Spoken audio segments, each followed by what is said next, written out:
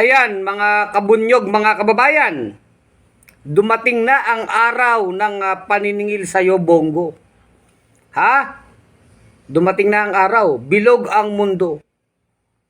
Sinampahan ka ng kasong plunder ni Trillanes at ngayon sinasabi mo, Bongo, na yan ay mga recycle lang na kaso. Hindi yan recycle, Bongo. Ha?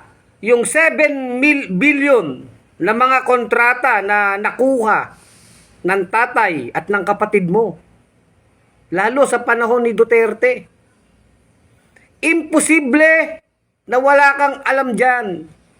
Sinong maniniwala na ikaw ay walang alam sa bilyon-bilyon, daang-daang milyon na transaksyon ng tatay at kapatid mo na paulit-ulit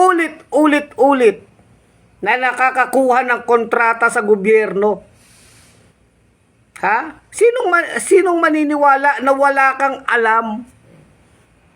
Ha? Kaya ito ay hindi isang recycle na issue sa'yo. Hindi lang pinapansin, tinatakpan nyo nung panahon ni Duterte kasi kayo nasa kapangyarihan. Pero bilog ang mundo. Hindi mo na madadaan sa paawa-awa, Bongo. Talagang dumating na ang araw ng paniningil.